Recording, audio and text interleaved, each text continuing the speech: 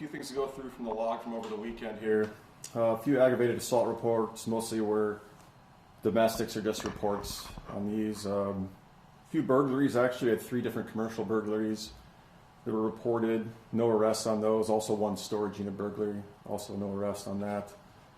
Disorderly conducts and family offenses were standard reports. Frauds, a few identity thefts in there. Larcenies were basically shopliftings. Narcotics, nothing of note there.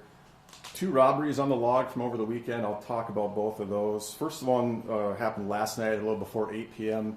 This is at a business near West University Trail in North Marion Road. In this incident, a male suspect had entered a business there and grabbed a couple bottles of whiskey and then left the business without paying for them. The employee went out to speak with this individual in the parking lot, who's now in the passenger seat of a car that was waiting outside.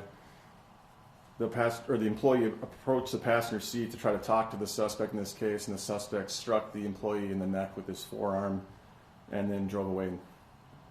The vehicle is described as a white SUV. The suspect is described as a white male with brown hair, mustache, and beard, wearing a tan Carhartt jacket. Minor injury for the employee in this case is 31 years old. Did not seek medical treatment off scene on that one.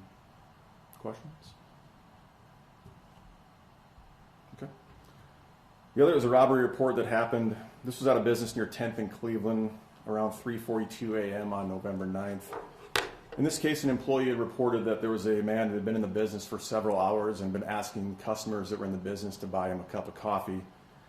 After these several hours had taken place, the employee had asked the man to leave the business, but he refused to do so. A short time later, the man then went behind the counter at this business and actually tried to get coffee himself.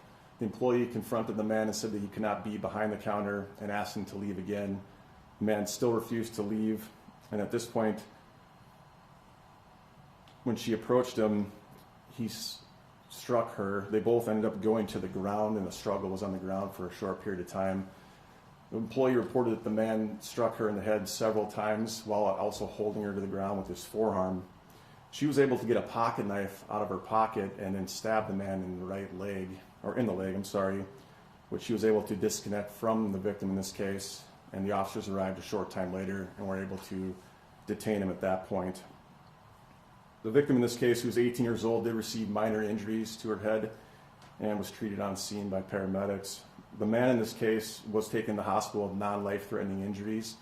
He's still at the hospital at this point, so I'm unable to release his name or information as there's no charges at this point, but we anticipate at some point there will be, and we can release some information after that.